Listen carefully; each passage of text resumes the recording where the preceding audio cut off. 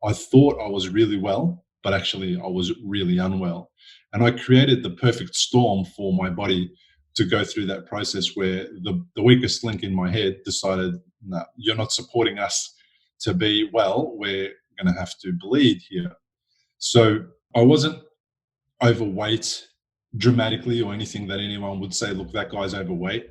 And when I say I was busy, like I was too busy to go to hospital. Like I was apparently so busy that I couldn't go to hospital. I was so busy that I couldn't eat breakfast in the morning. Any of these just general things, these regular things that people do to sustain life. I was too busy. I don't know how I became so busy that I didn't have time to just do those simple things. And what that led to me was becoming more frustrated and more upset and more angry, which was making the cycle worse. This is Recovery After Stroke with Bill Gasiamis, helping you go from where you are to where you'd rather be. Bill from recoveryafterstroke.com. This is episode 88, and today I am sharing an interview I did on the Memory Health Made Easy podcast with Occupational Therapist David Norris. But just before we get started, did you know that you can now download all the words of any of the Recovery After Stroke podcast episodes as a PDF? It's perfect if you prefer to read and take notes or highlight different parts of the interview for future reference. It's a great way to learn and helps retain new information to memory.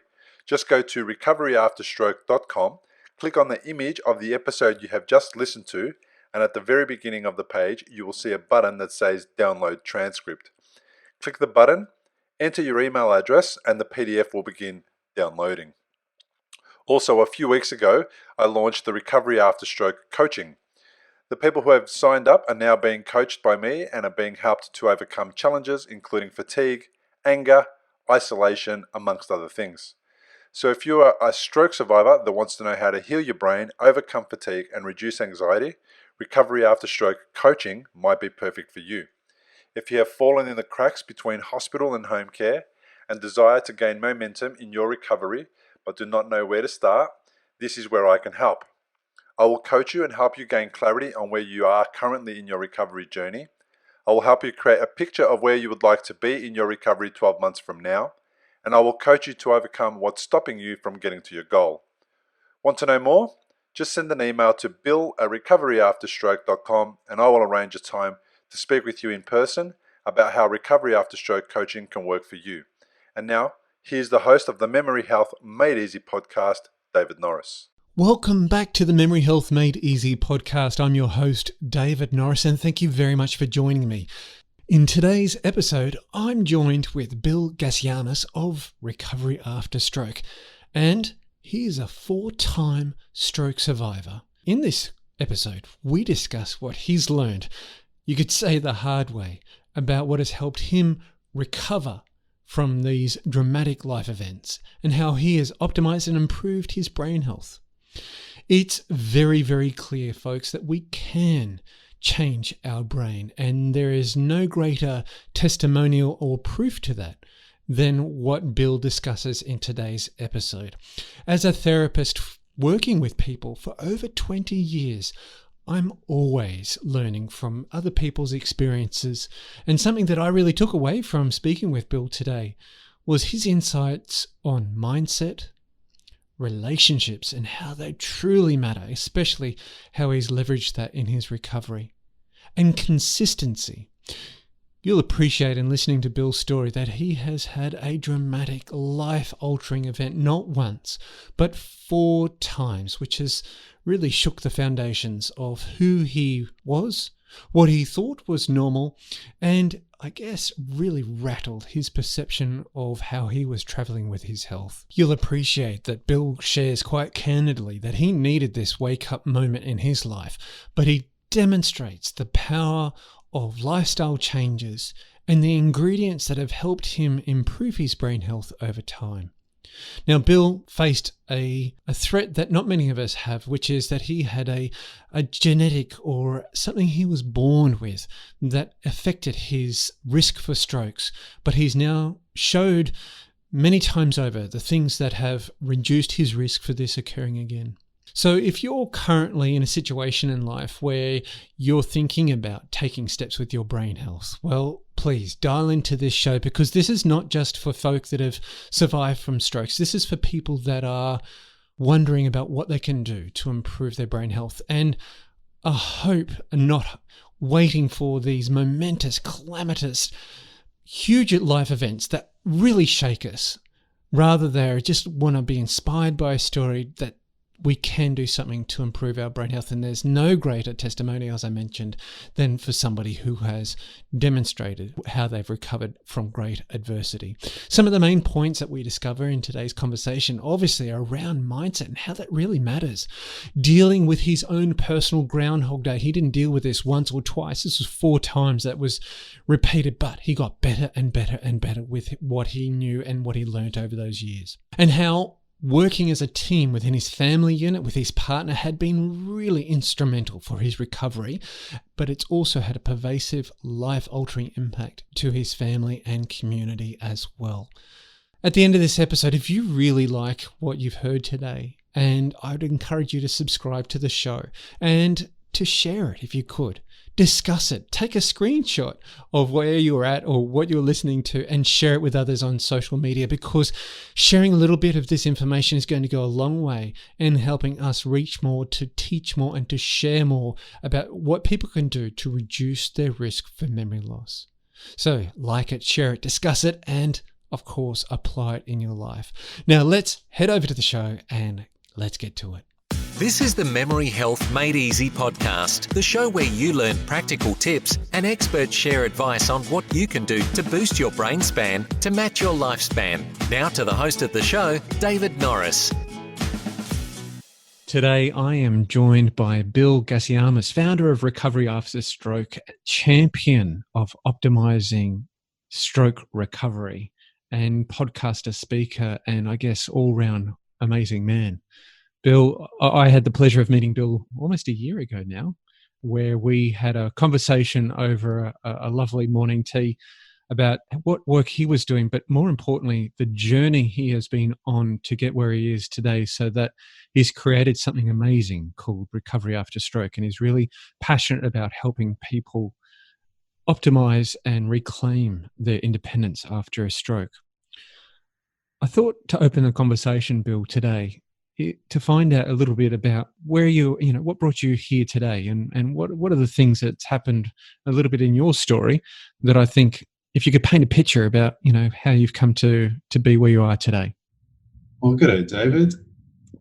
Thanks so much for having me on the podcast, mate. It's been a pretty cool journey, but tough and difficult and scary and, really concerning. So I suppose what got me here today is that I was a positive guy in that I had a lot of, So I was kind of like, I'm very upbeat, I'm very positive, I'm always half glass full kind of guy.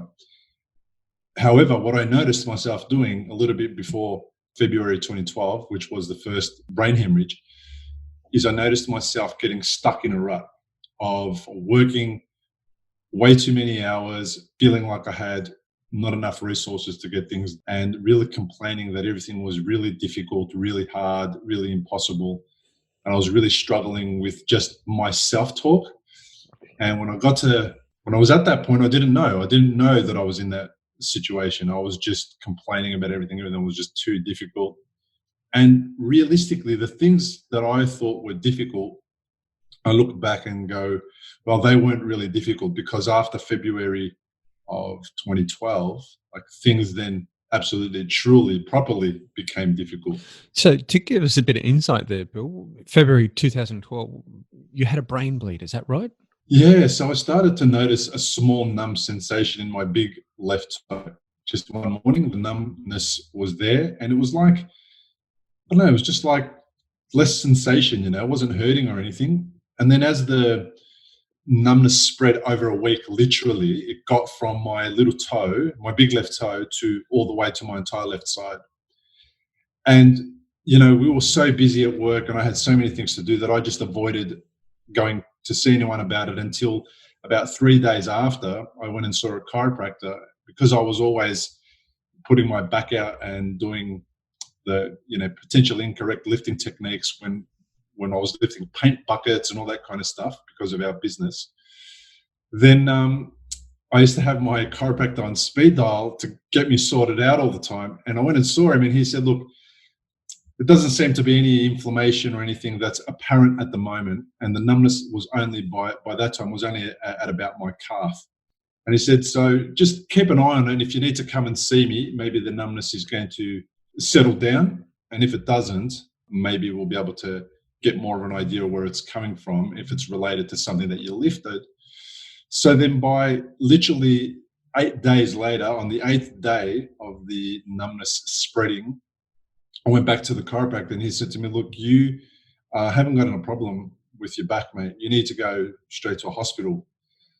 And I argued with him about it for a little bit of time, because the next day I had a really busy job to do, or I had a really big job to do.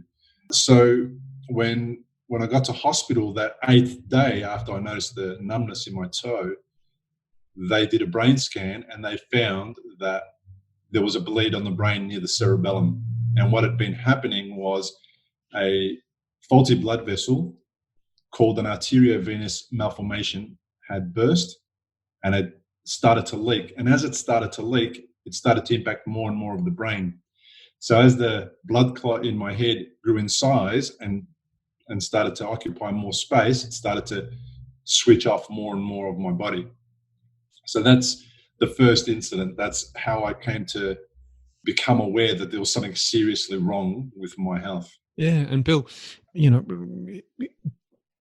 all the sort of measures or flags at the moment that are around us these days that describe stroke symptoms, being the FAST acronym that comes to mind, of any changes in our body like this, of this sort of changing sensation, changing strength, changes in speech, changes in ability to recognize others, is an indicator of get something done quickly. But in your situation, you're so busy. You're out there working hard. You had your business. You're very focused, and it took for a life-threatening event of what it was, 8 days for it to punch you on the nose and say, "Hey, Bill, eyes open, mate. We need to do something about this." So, tell me, were you a healthy guy before the experience? Obviously, you describe a man, the Bill before stroke, as a guy who was very busy with work, very driven, very motivated, very focused, probably very stressed. Tell me about your health. What was going on, and how did you perceive health? What was your thinking about brain health and things like that before all this happened? Well, I thought I was healthy. In hindsight, I was just doing some things that were healthy and then doing a lot of things that were not healthy. So I had some unhealthy habits, and they included drinking excessively at times, smoking, not sleeping enough, not de-stressing and relaxing enough, and really just being in a mindset and self-talk that was not healthy. Now I understand how I thought I was really well, but actually I was really unwell. And I created the perfect storm for my body to go through that process where the weakest link in my head decided, no, you're not supporting us to be well. We're going to have to bleed here. So I wasn't overweight dramatically or anything that anyone would say, look, that guy's overweight. And when I say I was busy, like I was too busy to go to hospital. Like I was apparently so busy that I couldn't go to hospital. I was so busy that I couldn't eat breakfast in the morning.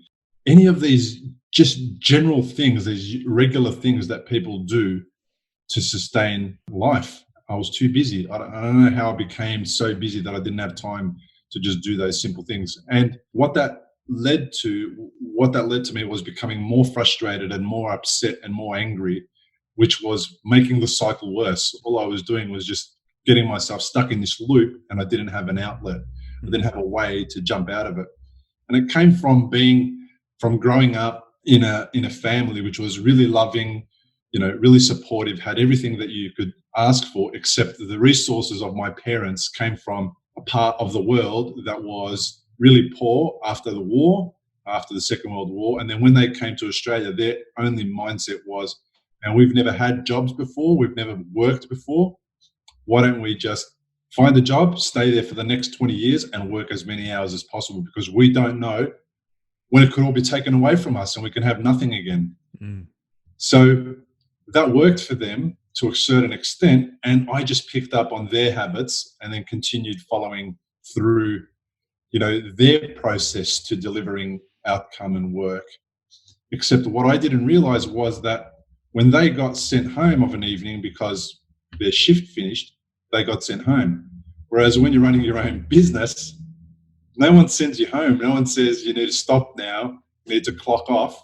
There's other things to do. I would work up to 16 hours a day, and 8 hours of that day might have been on the tools. An hour before that might have been going and picking up materials for that particular job. An hour or two after work was to go and do quotes at other people's homes. And then it was to do paperwork. It was just too much. Yeah.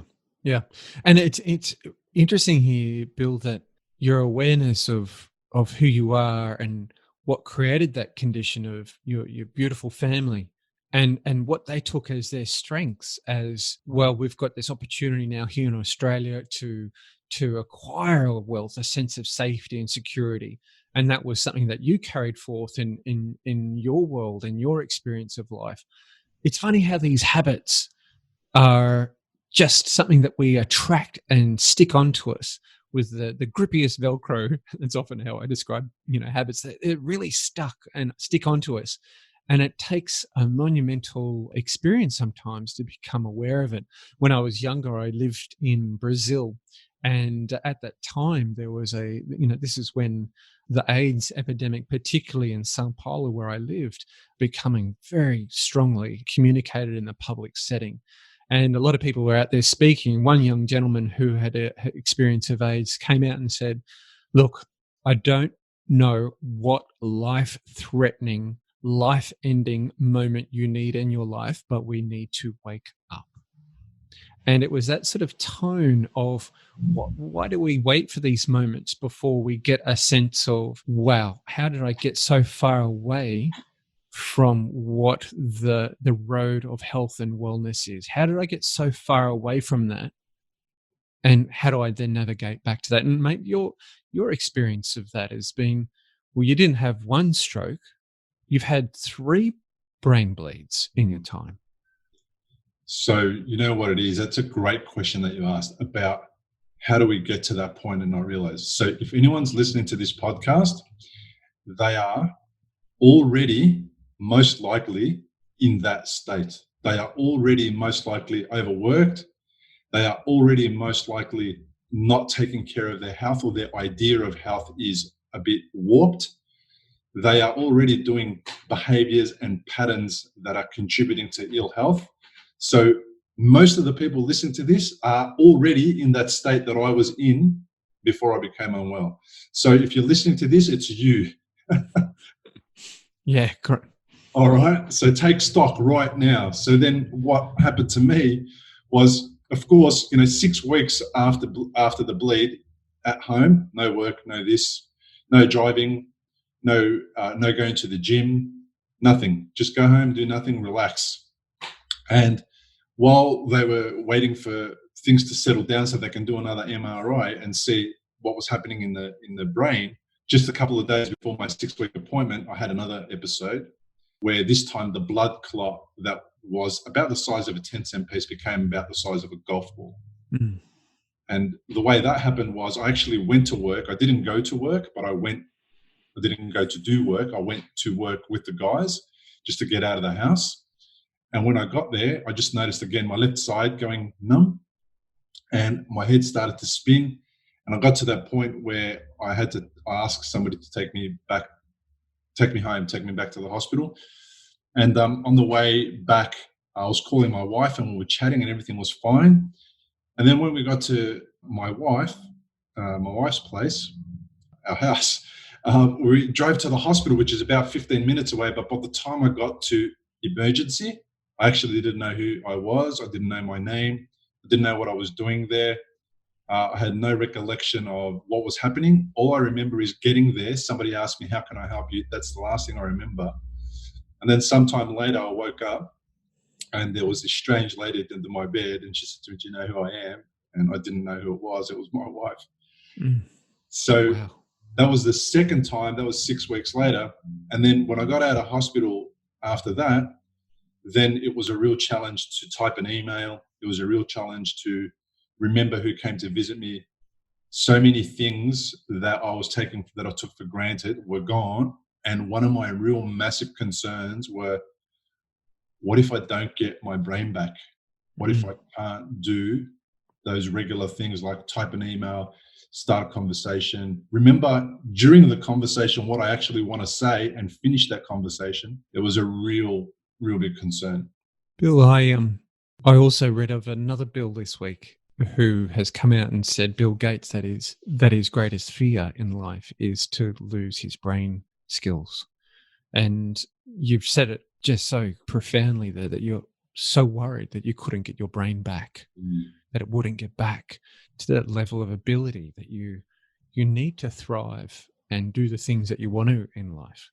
And I guess when I hear that, Bill, and it, for so many folk, that is a brain destiny we could avoid. That when we look at some of the numbers, when we just look at some of the stroke numbers across the world, 15 million people are affected by stroke each year. Almost 7 million people will die from it. There's one person every 6 seconds having a stroke across this world. When we look at the issues around memory loss and diagnosis of dementia, one person every 3 seconds is diagnosed with dementia. Wow. And yet when I look at your experience, and we're speaking here now, so you've got your brain back. You've worked hard at reclaiming that. And when I read some of your story and the people that you've connected with, it was like a massive jigsaw puzzle that you were trying to put together over time about what is the steps are that you needed to take to reclaim your sense of, to reclaim your brain skills, to reclaim your independence again. And you've had to deal with this again, another brain bleed later again. So you've been on the canvas several times, but you've picked yourself up. What sort of mindset takes that sort of those hits, Bill, and go, wow, I'm going around again? Yeah, it's not one that I thought that I was able to conjure up, to be honest. Back then, it was so when I had that concern about, like, am I going to get my brain back, I started to really become frantic and start to search what it is that I can do to heal my brain, to get it better, even though it's got this thing with it and it's got this problem that's going to be in there for a couple more years, because by that time we hadn't worked out whether I would have surgery. I had to do what I could to influence the health and well-being of my brain. So I figured that the small part that I can't influence, that's leaking, I won't worry about that. I'll worry about the parts of it that I can influence, and that's try to make it a healthier brain, so that when it does have an injury, it can recover quicker. So I took out all of the bad habits that I was doing, the smoking and the drinking, the inflammatory foods. And what I started to notice was not only was my brain healing, but my memory and all those things were coming back online, even though I had this blood clot in my head now that was the size of a golf ball.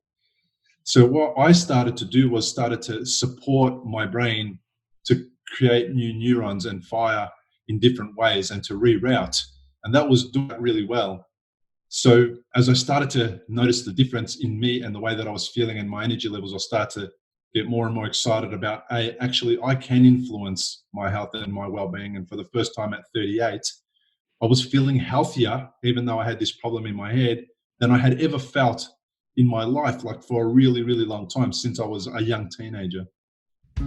If you've had a stroke and are in recovery, you'll know what a scary and confusing time it can be. You're likely to have a lot of questions going through your mind, like, how long will it take to recover? Will I actually recover? What things should I avoid in case I make matters worse? Doctors will explain things, but obviously because you've never had a stroke before, you probably don't know what questions to ask. If this is you, You may be missing out on doing things that could help speed up your recovery. If you're finding yourself in that situation, stop worrying and head to recoveryafterstroke.com, where you can download a guide that will help you. It's called 7 Questions to Ask Your Doctor About Your Stroke. These 7 questions are the ones Bill wished he'd asked when he was recovering from a stroke. They'll not only help you better understand your condition, they'll help you take a more active role in your recovery. Head to the website now, recoveryafterstroke.com, and download the guide. It's free.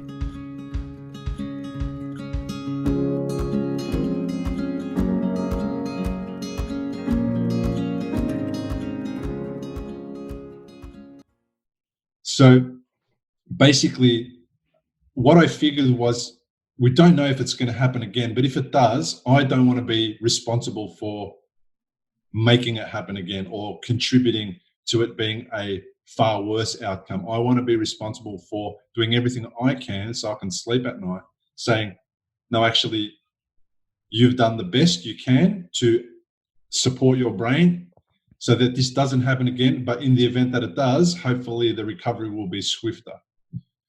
So it did happen again, and in November 2014, almost 3 years after the first bleed, what happened was I was driving my car going to work. By then I'd got back to work and I started doing all of the regular tasks in my life, but really changed the structure by which I was doing it, so I wasn't working a lot.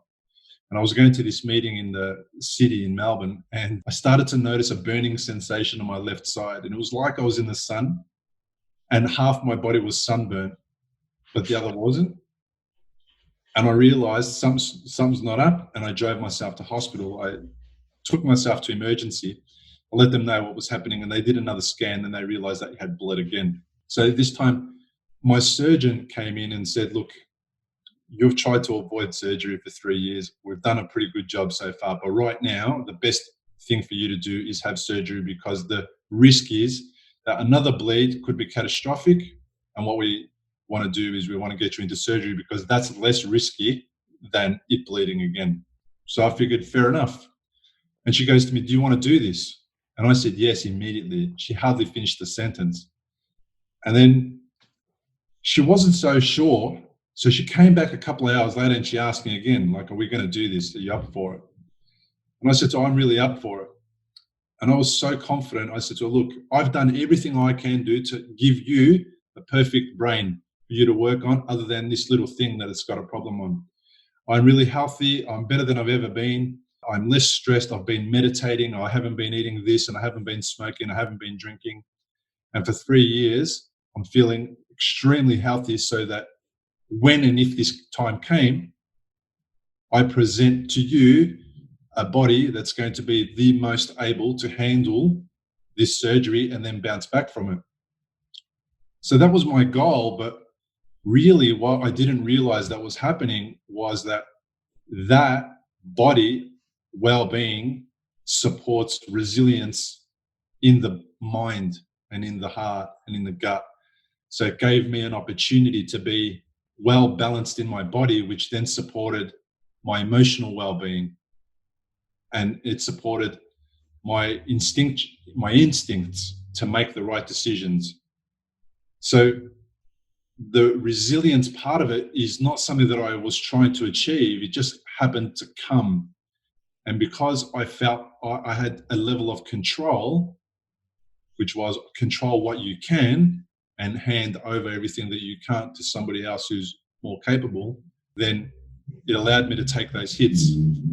Now, what you might not know is that in November 2014, also we lost my mother-in-law 2 weeks before my brain surgery. So that was really dramatic, So we had to get to a funeral, overcome all of that, and then get me on the table and manage, my wife's emotions and challenges that she was going through. So, we copped a lot of hits during that time. Bill, it sounds like that there was storm after storm after storm that was rocking the shores. When I hear you talk about resilience and what was in your control and what is out of your control, you've had an emotional experience with your mother-in-law, you've fronted up again with a reality that you wished you weren't going to experience again, but you were there. But you'd invested a lot into that body, brain, emotional bank account for the years before that, so that yes, there was a hurt factor. Yes, there was some grief. And yes, there was a sense of, oh, I wish it wasn't happening. But you're able to put yourself in a space to grow through it. And I think that's the resilience element of some of the definitions that I've seen out there around that beautiful word. It's through difficult times, we thrive and grow. And you've alluded to many factors that were responsible for your overall well-being, not just one, and that you decided to I can't do anything about the bleed, but I can do something about all these other facets. And I know that when I speak about the things that we can take control of with regards to our brain health, our memory health, I list them out on a screen for folk to see. And there are all these things that are going to influence people's brain and body health. And it's somewhat overwhelming when you see it all there. Yeah. And you think, what's the likelihood I'm actually going to move the needle on this? And then I show people that look what you can't control versus what you can.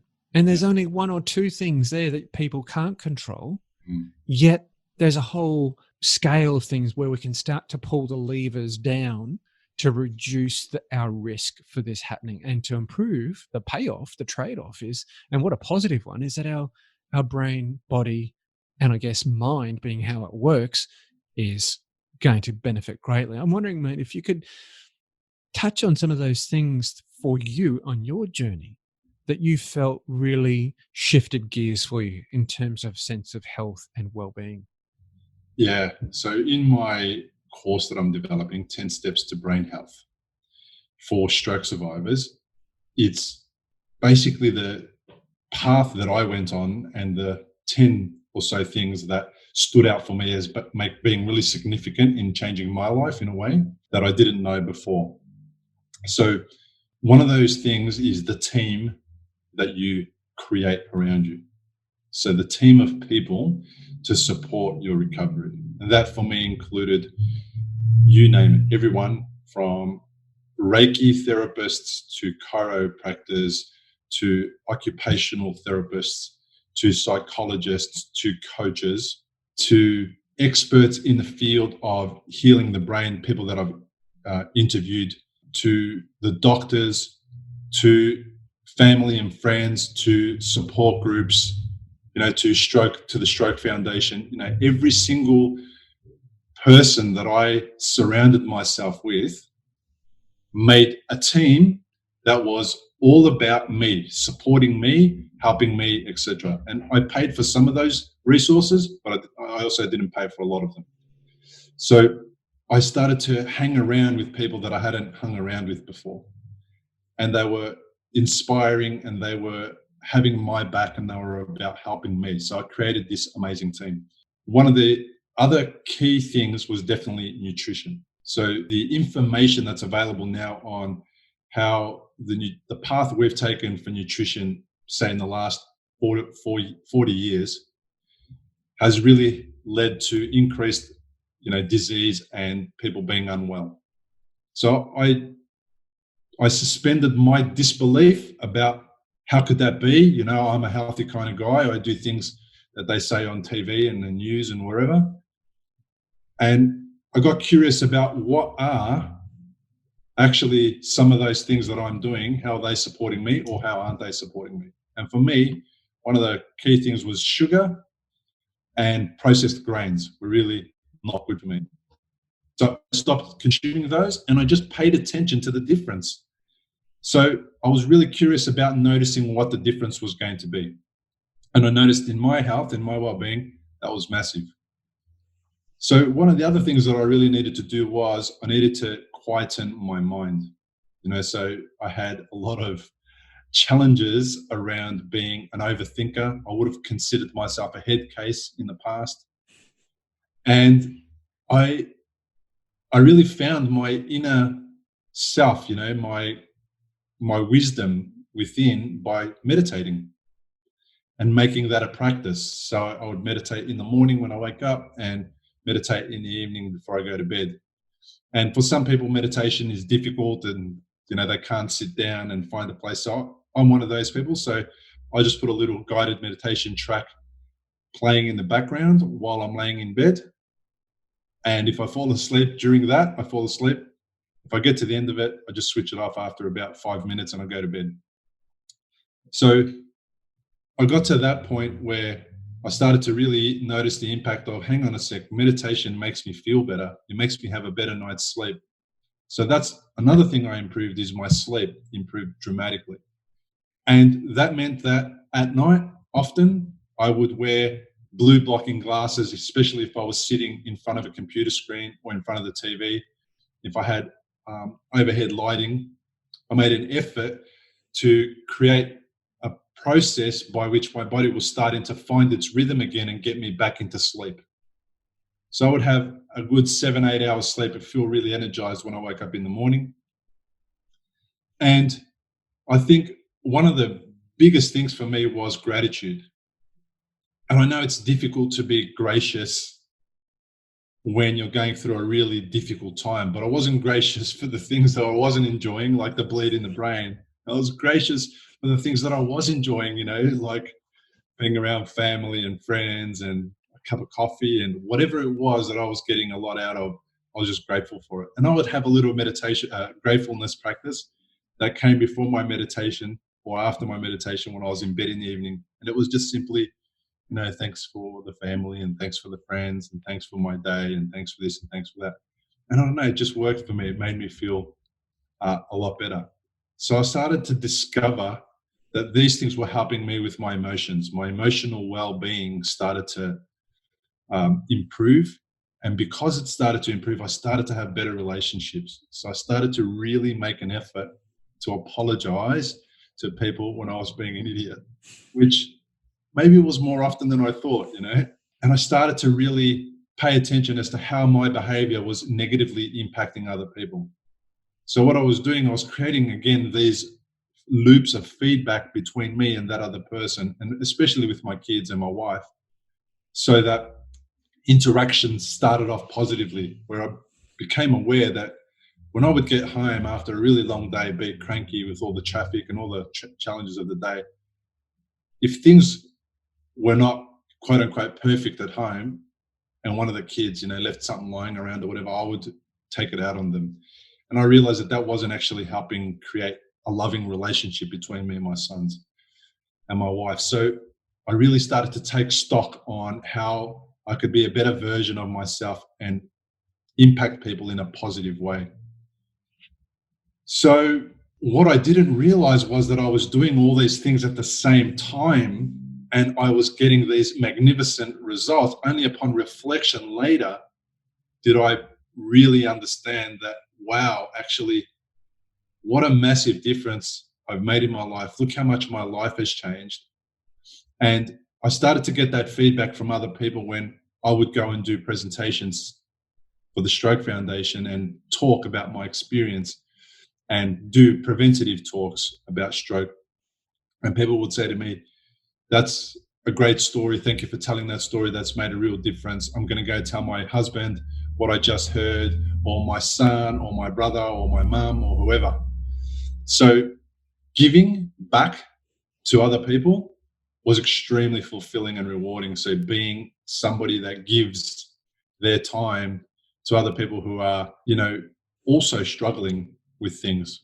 That's where I met a lot of stroke survivors. That's where we got to talk about our experiences and to learn, so I created this community around me.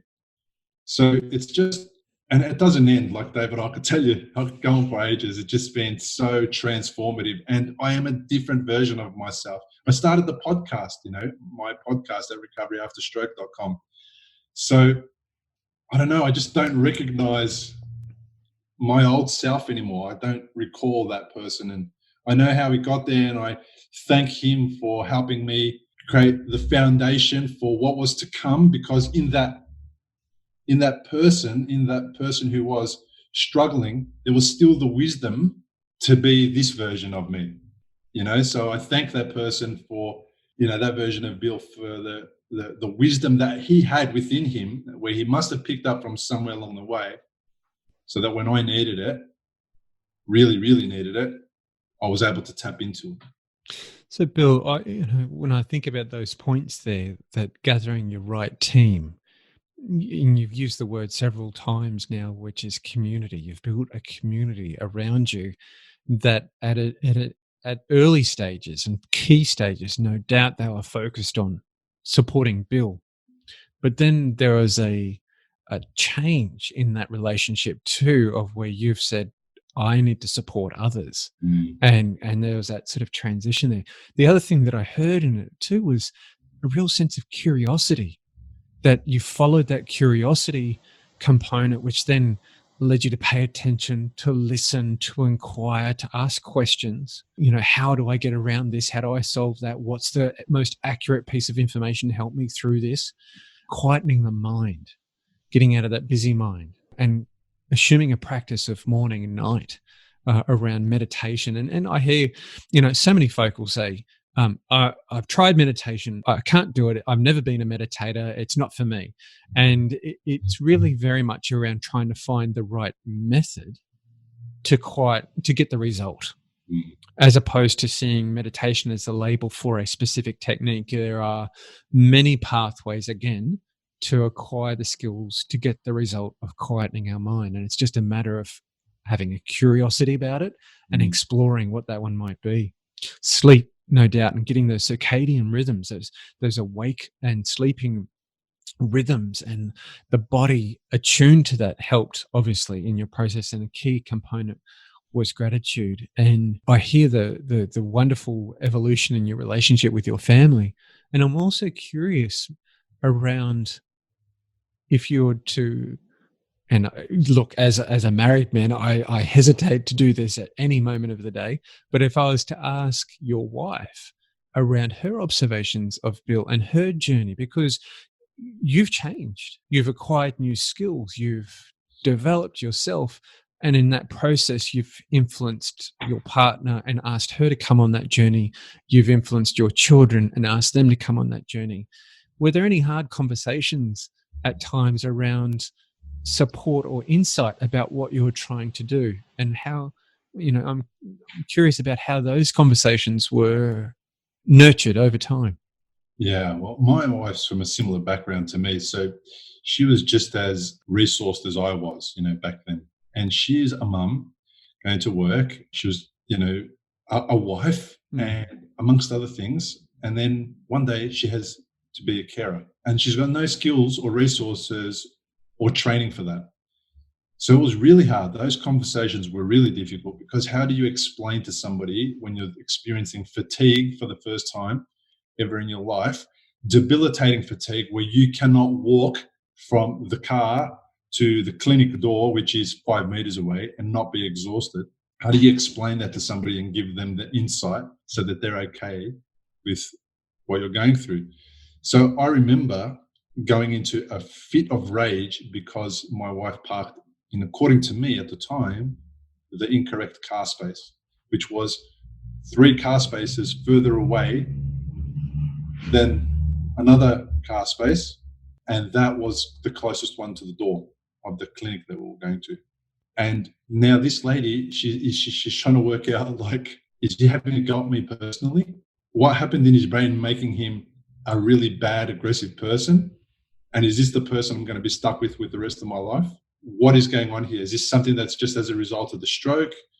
So she's really having to take these new experiences and process them. And she doesn't have a reference point to go back to say, sometimes emotional experiences get blown out after stroke, and people act up and they'll attack you, but they're not really attacking you. She doesn't know any of that. So she definitely struggled to deal with that kind of stuff. And then when I was really unwell for a long time, I would say to her, look, I'm tired. And I remember her saying, like, I'm over it. Like, I'm over you being tired forever. And she wasn't saying that I'm making excuses or that I should stop being tired. She was actually just over her husband not having the energy to do anything. And obviously she was concerned about why that was the case, and we couldn't get to answers as quickly as we wanted to, which was immediately.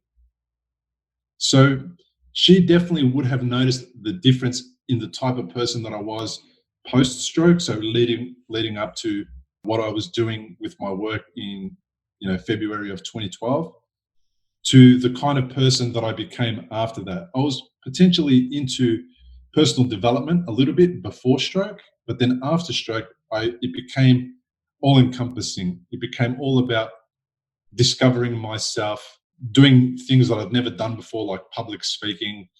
It became about volunteering, which I never ever would have done before. It became about all these things, and she has to sort of sit back and go, wow, this guy now, he's doing a podcast now. Now this guy's doing this, now this guy's doing that. All of these things that I never ever would have contemplated or considered earlier on. So there's no doubt that I'm still me, and I still act up and press her buttons and she presses mine. But I think I'm also better at minimizing those long-winded arguments that I would start over nothing, that would go for weeks, to maybe a couple of hours, or hopefully even 20 minutes maybe. So as we grow together, and as we've experienced all this drama in the last 7 or 8 years, what I've noticed is that at least the two of us, we've become better at communicating, and we've become better at giving people space, each other space, and going, okay, she's having a bad day, I'll just let her be, and we'll pick this up later, and vice versa. So my children as well, I would say they are able to sort of see the difference in me, and they are responding in a way specifically that makes me know that. And I know that by the Christmas cards and the birthday cards that they write me. Mm-hmm. And some of the deep conversations I've had with these kids who are now 19 and 23, who at the time were quite early on in their teenage years, So it's been a really wealthy learning experience that I know some people can't go through. You have to have a very committed, both partners need to be very committed in the growth opportunities that come from such an experience, because she has grown as a person as well. She has decided that, hey, if my husband has a use-by date, maybe I do too. And if I do, what is it that I'm not doing in my life that I should be doing, because I don't want to have regrets? And she's taken steps to re-educate herself and take a new career path. She's gone back to uni. She's volunteering as well these days. And she's seen me. I would like to think that she's seen what I'm doing and the fulfillment that it gives me. And she's gone, I'm curious about that. I wonder if I'm going to get some fulfillment out of that. And she does. Absolutely, she does. So it's been a really good time as well, David.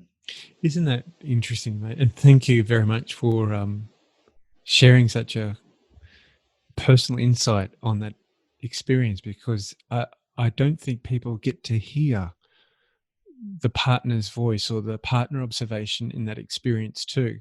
And that as a team, as a partnership, as a family, growing through this experience, the other side of adversity is, a different face. It's a different face. It's gratitude. There is happiness. There's joy. There's wonder. And these sound really hard and very difficult concepts when you're in the thick of it. And, when I think about the folk that are listening today and who's likely, trying to acquire information and knowledge about what they can do to improve their brain health, to reduce their risk in their life, they've decided to move into a growth mindset, a space where they are curious about what they can do for prevention. There's a curiosity there, and often it is a single inquiry at first, without the partner or a loved one involved. And at some point they turn to their partner and they say, hey, I'm doing this. I'm getting a lot out of it. are you interested to do this as well? I think this would be great for us. And there is tension sometimes there at that, in that first evolving conversation about how do we work together as a team. Um, the amount of partners that drag their spouses or loved ones along to my presentations when I'm doing workshops. I can see it in the crowd. There's a lot of rib nudging. Are you listening to this? Are you listening to this? Type moments where I can see there's been some serious conversations about how he or she doesn't want to be there, but they're saying you need to listen, and because that's what I'm on. And that's the pathway I've chosen right now in my life. I'm doing this. Please come with me. Please be a part of this. Please feel the benefits of this. And it's that conversion, that sort of negotiation experience where I can see a lot of wonderful aspirations for a better life falls over with folk. Do you have any advice for people about those moments? Yeah. Do not tell your wife that she needs to do this course because she'll become better if she does.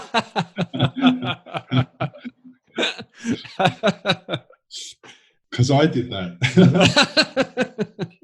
Is that better? What do you mean better? Like, what's wrong with me? So what I started to do was, hey, I'm doing this course. Actually, I'd just like you to know what it's about. Come with me, just so I don't have to go on my own. And it's not really a course that would go for days or weeks or months. So it's not a big commitment. It might just be a half-day thing or a day thing. And she would turn up and I'd say, now I don't have to explain it to you. Now we can talk about what we learned and what you got out of it and what I got out of it. So it was more about come with me just to be with me rather than come and learn what I'm learning because you need to learn this.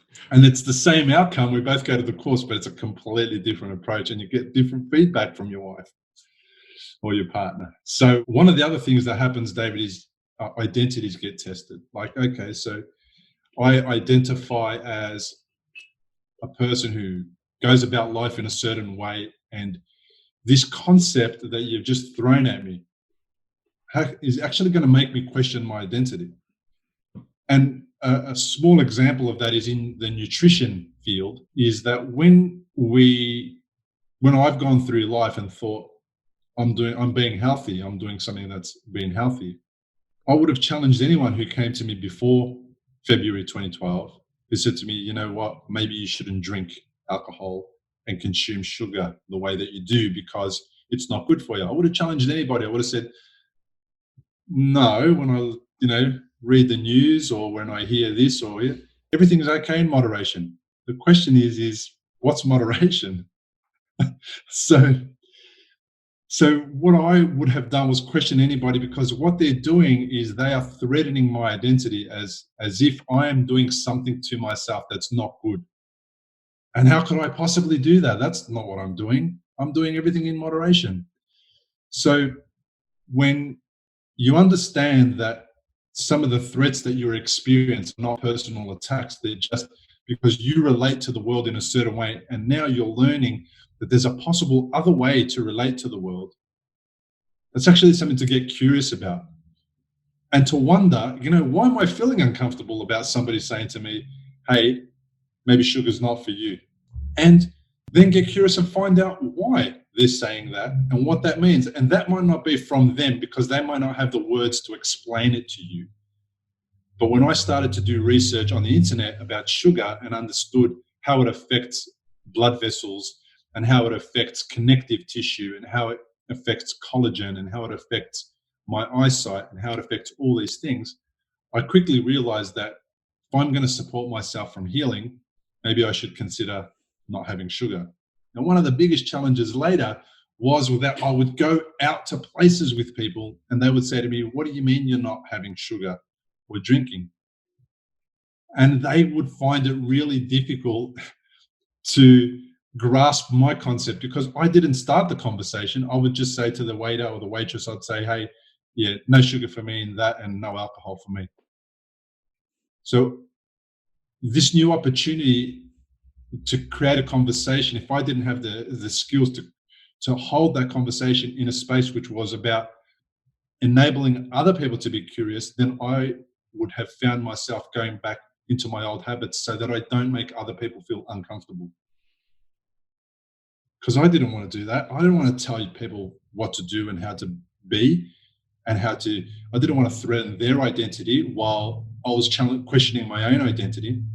So one of the things that helps to do that is to surround yourself with people who are not going to judge you when you make a change in your life, therefore shift your identity. And usually those are people who are already potentially eating low sugar diets, for example. So when somebody who's a smoker decides to hang around with non-smokers, it's okay not to smoke. When he's hanging around with his old friends who all smoke and they offer him a cigarette and he doesn't take one, it's a really difficult thing not to take that cigarette because you're challenging the status quo. So for me, the way that I really learned to get comfortable with myself was to understand that my identity is not fixed. I don't have a fixed mindset and a fixed identity. I have an evolving one. And a mindset, and the word mindset is potentially a bit of a challenge for me because it suggests that the mind is set. But in fact, we need to turn it into a mind setting. And a mind setting is something that you constantly tune and adjust and allow to be different whenever it's necessary for it to be different. Same with identity. Identity is not set. I'm not a guy who does 1, 2, 3, or 4 things in my life. And if I don't give myself labels, then I can be whoever I want to be. So I stopped calling myself a smoker, for example, when I was smoking. I stopped calling myself, a paleo person or whatever it was. I just allowed myself to be every version of everything so that I could get the benefits from every possibility, from every change, from every learning experience. So when my wife comes to courses with me now, she comes because I need somebody to go with. That's all. Just so I'm not alone. Come with me. Yeah. Let's go and be together while I learn about these things. And therefore she doesn't feel like I'm telling her to change. Yeah. Yeah. The discovery theme just seems to float with curiosity in your life. And for folk when they're trying to have a conversation with a partner or a loved one or children, the invitation to come with me and leave it open is a powerful way of starting a journey at some point. And I love the poetry of John O'Donoghue, an Irish poet who sadly passed away some years ago. He had this gorgeous descriptive way of capturing moments in life. And he describes that rather than being on a threshold, we're doing something and it's unknown. There is something that's always about that transition experience, that it unfolds. There isn't another point. It's just becoming in a next iteration, and opening yourself to that concept of how can I be open to all the possibilities of eating whole food, for example. Well, I'm not going to label myself as this, that, or the other. I'm just going to nourish my body with the things that are needed. And it sounds like you've gone through a real journey of discovery of probably early on jumping on some train tracks, which were, the Mayan diet or the Mediterranean diet or the this diet or that. But at a point where you went, there's something beyond this to go, how can I eat fully? How can I experience my world fully without labeling myself in a way that constrains that? And it gives such grace to the home, the family, the experience there, that we're not stuck in this certain parameter to do things in a certain way. And if we step over that line into something else, well, all of a sudden we're in the bad, negative environment. Gives some grace around that as well. Whilst this is kind of a nebula type observation of that experience, it is something that is a deep sense of truth about it too, Bill, that with recovery or with growth or with development, we need an element of forgiveness. We need some curiosity. We need to have an openness to growth, that anything is possible. At the time of this recording, both you and I have witnessed human history in the last couple of days with the first man ever to run under 2 hours for a marathon.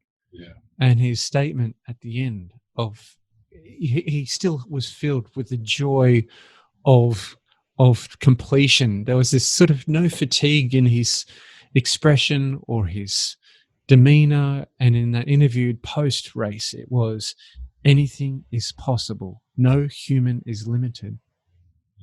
Bill, I want to thank you very much for today's gracious and open conversation about your experience in recovery and also where you're at now. How can folks stay in touch with you, Bill, and maybe learn a little bit more if they're experiencing or have an experience with somebody who's recovering from a stroke? What's some ways folk can reach out and connect with you?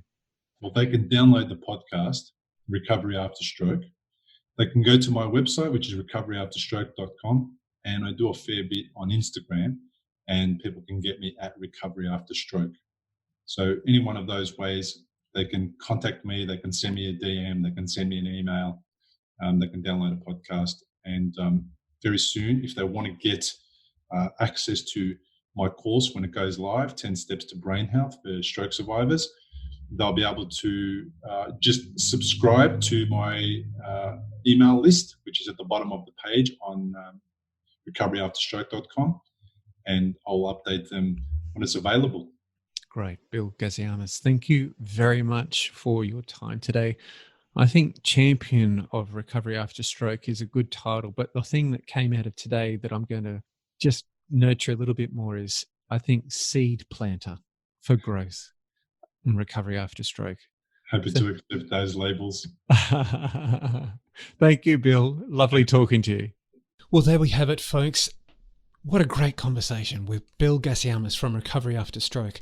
It's clear that 1 in 6 people will experience a stroke in their lifetime, and taking steps to reduce your risk of having this vascular or blood supply event from happening is going to help your brain have the rich, yummy nutrients it's delivered via the bloodstream to flood your gorgeous brain with the things that it needs. Cutting those risks down is going to help you to have a beautiful, gorgeous brain for life.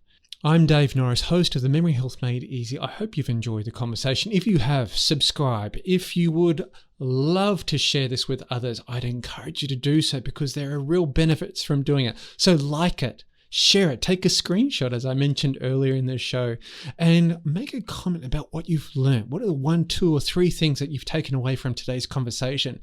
Because discussing it is going to help you learn it and hopefully apply it. So like it, share it, discuss it, and apply it. I'm your host, David Norris, and this is the Memory Health Made Easy podcast. Feel free to come across to memoryhealthmadeeasy.com to grab more resources about the show, links for Bill's resources, and some more deeper articles that could help give you greater context to this conversation. Thank you very much for joining me, and I look forward to speaking with you soon. Bye for now. The purpose of Memory Health Made Easy podcast is to educate and to inform. It is no substitute for professional care by a doctor or qualified professional. This podcast is provided on the understanding that it does not constitute medical or personal professional advice or services. Instead, we would encourage you to discuss your options with a healthcare provider who specialises in your particular needs. Discover how to support your recovery after stroke. Go to recoveryafterstroke.com.